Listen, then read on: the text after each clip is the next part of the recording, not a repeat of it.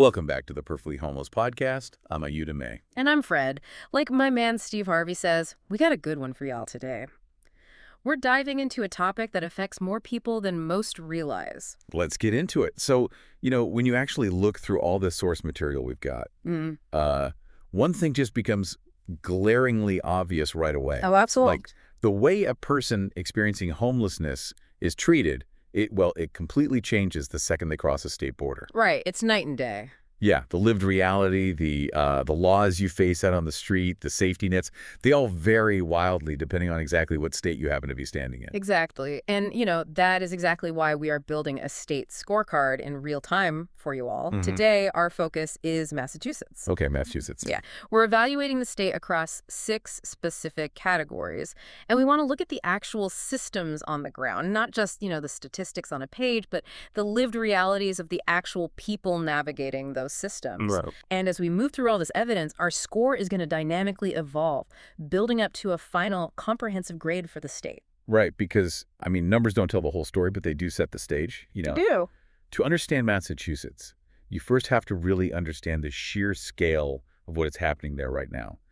On any given night in 2024, our sources show there were 29,360 residents experiencing homelessness. Which is, that's a massive 39% increase since 2015. You really have to pause and absorb that trajectory. It's massive. And when you actually break down who is affected, it shatters a lot of the stereotypes you might hold. Definitely. A staggering 76.3% of that population consists of families with children. Like, we aren't just talking about single individuals here. We are talking about parents and kids. That's a huge point. And furthermore, the data shows this crisis disproportionately impacts Black residents, who make up 52% of the state's unhoused population, despite being only 8% of the general population. Yeah, it's a stark disparity. And systematically, Massachusetts has a very unique profile that makes this all so complex. How so? Well, historically, it has successfully sheltered 94% of its unhoused population. Wow, 94%. Yeah, that leaves only 6% unsheltered, giving them the 8th lowest unsheltered rate for a major U.S. city context. Okay, that sounds pretty good on paper. It does. But as we unpack the current reality for you, we are going to see that historically strong safety net is, it's actively buckling under immense pressure. Yeah. So we really have to start by evaluating where this crisis begins, and that is housing affordability. Right. We have to aggressively tackle the root cause here, because there is a severe, structural shortage of affordable market rate housing. Yeah, it's bad. Let's look at the lived reality of someone like Adriana from our case studies. She's a 74-year-old grandmother from the New Bedford and Fall River area. She emigrated from the Azores as a teenager, and, she spent her life working in local factories making medical equipment and sneakers, and she was living quietly on a fixed Social Security income. Right. Very typical for that area. Exactly. Wow. Well, recently, her landlord hiked her rent for a 2-bedroom apartment from $800 to $1,400 a month. Man, that's a 75% increase overnight. Overnight. Living on a fixed income, she simply could not absorb that. So she was squeezed out, literally forced to live in her car. A 74-year-old grandmother. Yes. Spending her days calling social services and her nights trying to sleep in shopping center parking lots. At 74. When you look at the systemic data behind Adriana's story, it validates exactly why she ended up there. Totally. No minimum wage worker can afford a 2-bedroom apartment anywhere in the state right now. Rental vacancies have absolutely plummeted. Yeah, there's just nowhere to go. Exactly. And as a direct result of that lack of supply, residential overcrowding, which, advocates and analysts point out is a major precursor to extreme housing instability, has shot up by 55% since 2006. Wow. But let me ask you this. Looking at the data, isn't this simply a brutal issue of supply and demand? Is the Massachusetts housing market just a passive game of musical chairs? And unfortunately, the elderly and vulnerable are the ones left standing when the music stops. No, it is far more aggressive than just a passive game of musical chairs. Do you think so? Oh, absolutely. The sources describe this as structural exclusion. It's not just a game where the music stops and you lose. It's a game where the landlord is asking to see your credit score and demanding a background check fee before you're even allowed to look at a chair. Ah, right. The barriers to entry. Exactly. Landlords across the state are now routinely demanding that applicants prove they make 3 times the rent in monthly income. Which is crazy high. It is mathematically impossible for someone like Adriana on fixed Social Security. They run incredibly strict credit checks, and they treat any past eviction as like a permanent scarlet letter. Yeah, it's unforgiving. You have to pay a background check fee just to apply for an apartment you already know you won't get. So it really functions as an active walling off of the lower class. Exactly. Well, based on this evidence, the current draft score takes a major hit right out of the gate. The lack of housing affordability is actively driving vulnerable elderly populations out of their homes. So Adriana can't afford the rent. What does she do? She turns to the state. And for decades, Massachusetts actually had a powerful answer for her, which brings us to shelter access. Yes. Historically, Massachusetts has been famous for its 1983 Right to Shelter law. Right. This was a legal mandate guaranteeing emergency shelter to eligible families with children and pregnant women. Which is huge. It is. That legal guarantee is the actual engine behind that 94% sheltered rate we mentioned earlier. For 40 years, the state was legally obligated to provide a roof. But you have to look at what is happening on the ground right now. That safety net is undergoing a massive, painful contraction. Yeah, it's shifting fast. Due to an overwhelming demand driven by those high rents we just talked about, plus post-pandemic evictions and a recent surge of newly arriving immigrants and asylum seekers, the system has hit a breaking point. It really has. Under a recent $425 million supplemental budget, the state enacted strict new rules. The family shelter capacity cap has been violently slashed to just 4,000 families. Wow. And for context, Fred, there were over 6,000 families relying on that system just prior to this change. So that's thousands of families suddenly cut out. And they've also reduced the maximum length of stay from 9 months down to just 6 months. Right. And for families deemed high risk, they've implemented a rapid shelter track. It gives them a maximum of only 30 days in a temporary overflow site to figure out permanent housing before they are required to exit the system. 30 days. Come on. Think about the logistics of that. But extremely tight. You're telling families to find permanent housing in 30 days in a market where the wait list for subsidized housing takes literally years. That isn't a pathway to stability. That's just an eviction waiting to happen. It's a very harsh timeline. If you think about the state's shelter system like a lifeboat, for 40 years, they pulled everyone aboard no matter what. Yeah. Now the lifeboat is overflowing and the state is pulling up the ladder. Continuums of care across the state estimate this policy shift creates a massive deficit of over 5,600 family beds relative to the actual need on the street. It's honestly tragic. This strict capacity cap shifts the score downward again.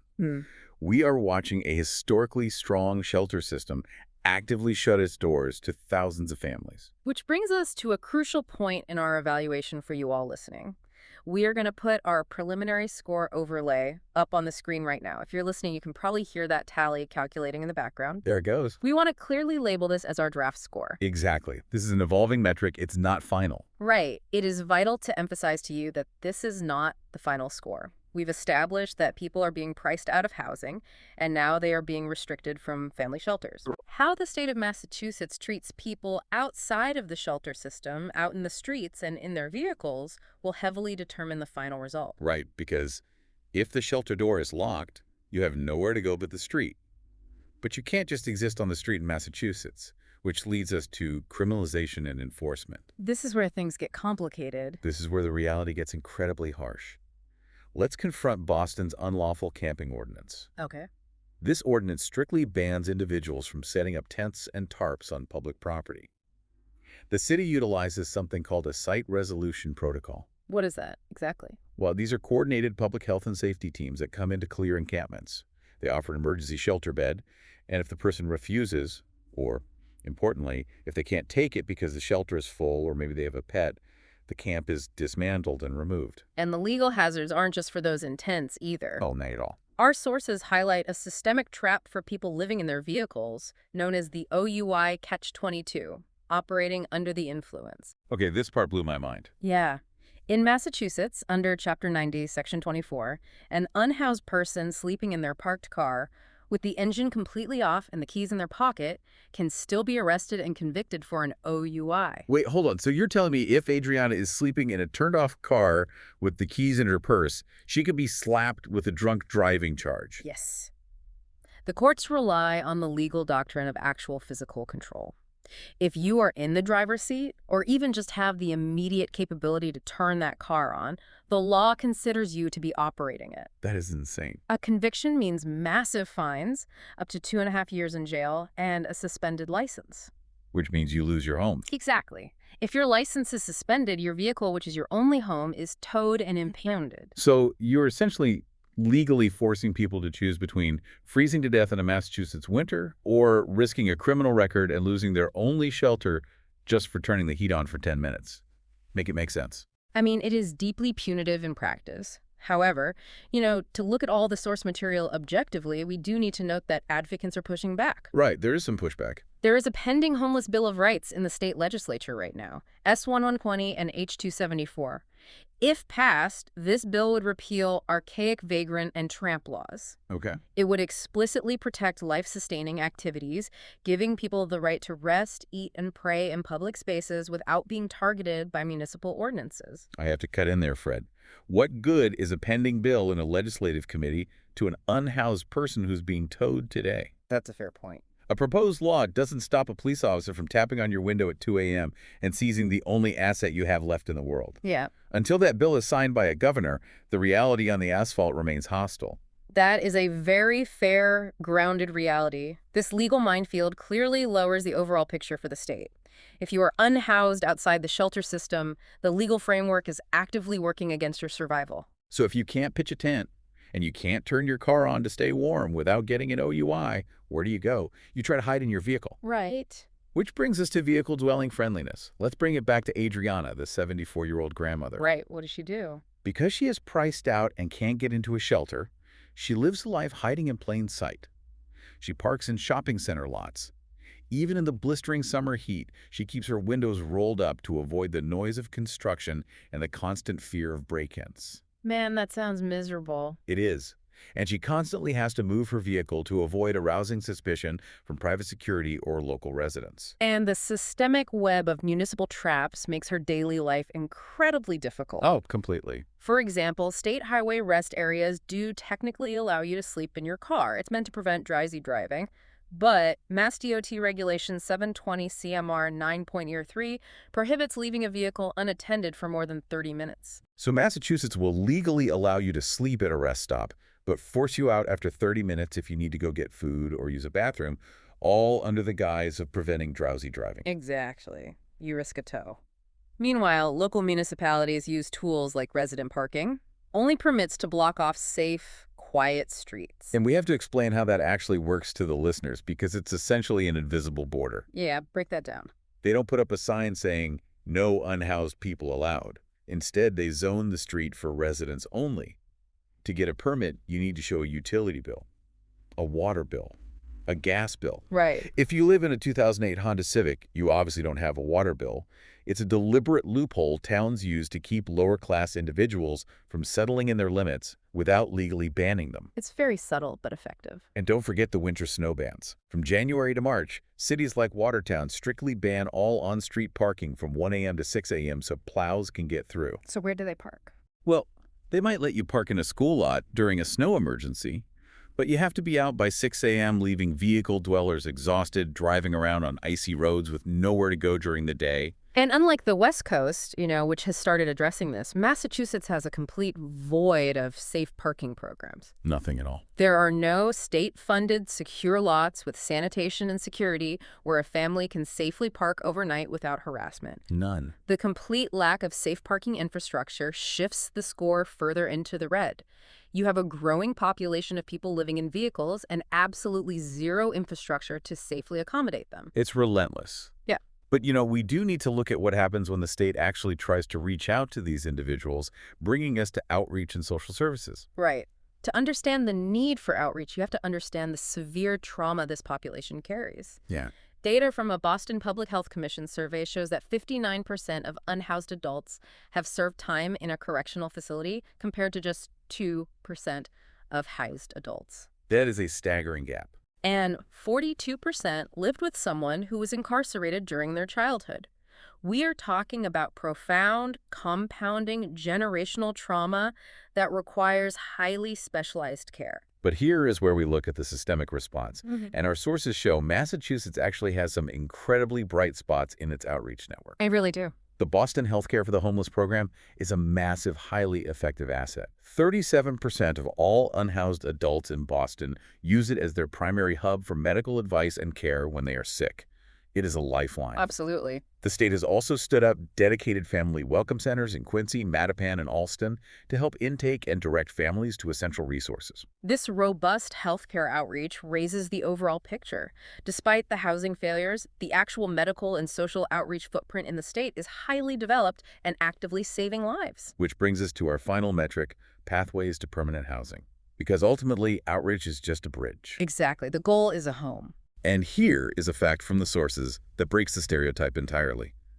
Unhoused people actively want permanent housing. Yes, they do. The Boston survey found that 96% of unhoused individuals would immediately accept private subsidized housing if it were offered to them today. Mm. They aren't choosing the street, they want a key and a door. But they are trapped in a massive systemic bottleneck. Yeah. Across the state, there are approximately 230,000 applicants sitting on local housing authority wait lists. Of those, 19,900 are actively claiming homelessness as a priority status. That's a huge line. The state is trying to fix the supply issue, you know. They are using American Rescue Plan Act funds, offering developers anywhere from $250,000 to $2 million to incentivize the creation of mixed-income units. But building physical infrastructure takes time, and the wait for these families is excruciating. It really is. Based on this severe bottleneck, the current draft score settles into its final form. Yeah. We've looked at the data, the local laws, and the lived realities on the asphalt. Before we lock in these final grades, it leaves you with this lingering thought. Massachusetts has arguably the strongest historical safety net in the country. It has world-class healthcare outreach. Right. If a state with all those structural advantages is still forcing 74-year-old grandmothers to sleep in freezing parking lots because of capacity caps and zoning laws, what does that mean for the rest of the country's future where those safety nets never even existed in the first place? Wow, it's a dark question to leave you with. Let's summarize the state's major strengths and weaknesses based on everything we've covered before we reveal the final grade. Sure. Massachusetts has some undeniable strengths. They possess a robust, highly effective healthcare outreach network for the unhoused, and historically, they have maintained an unmatched shelter system for families, keeping unsheltered rates incredibly low compared to the national average. But those strengths are buckling under severe systemic weaknesses. Yeah. The astronomical cost of housing is structurally excluding the elderly and fixed-income workers. The criminalization of vehicle dwellers through OUI Catch-22 laws and invisible municipal parking bans is just punishing people for surviving. And the recent severe capacity caps on the family shelter system are forcing a historically sheltered population out into the cold. So let's rapidly assign our final grades for the scorecard. Let's do it. For housing affordability, based on the plummeting vacancies, structural exclusion, and high costs, the state earns an F. Ouch. For shelter access, due to the historic right to shelter law that is currently being drastically contracted to a 30-day rapid track, they earn a C.